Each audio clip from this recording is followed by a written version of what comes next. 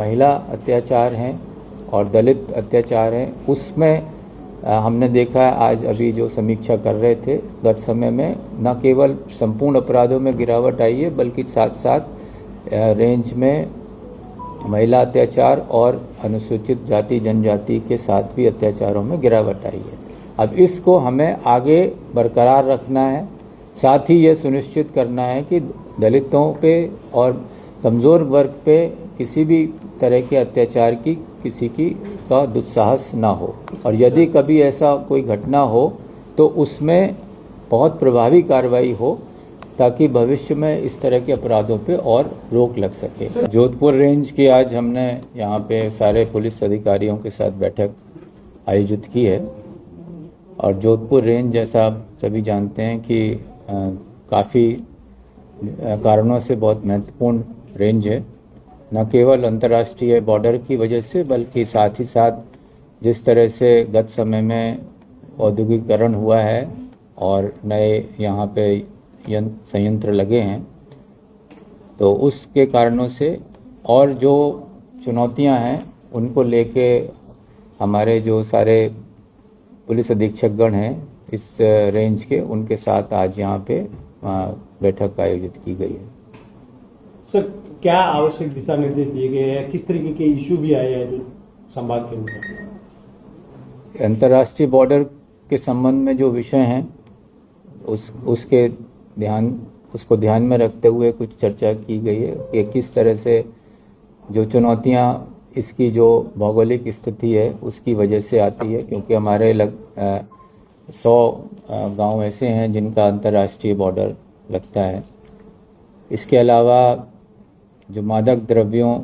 पे विशेष निगरानी की आवश्यकता है, एनडीपीएस का जिस तरह से इस्तेमाल गत समय में सुनने में आया है, और ख़ास तौर से युवाओं में किस तरह से इसको हम रोक सकते हैं, और नए नए जो इनके तरीके, नए नए जो माध्यम आ रहे हैं, वो एक पुलिस के लिए जो चुनौती है उसको हम किस तरह से संगठित होके और काम करें, प्रभावी काम करें, तो उस पर बहुत गंभीरता से विचार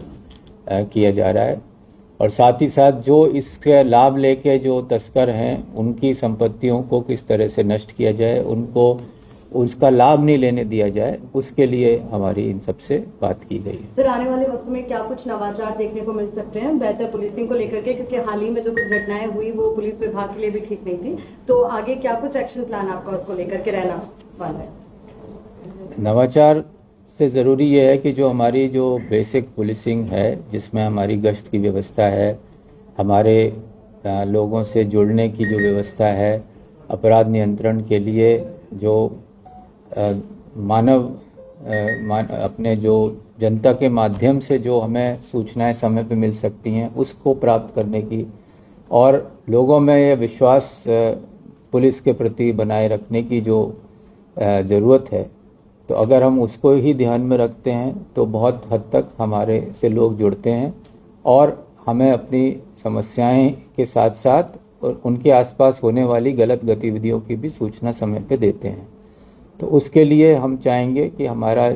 जो पुलिस थाने का जो समस्त स्टाफ है उसकी सक्रियता अपने फील्ड में इस तरह से बनी रहे कि लोग उसको जानें,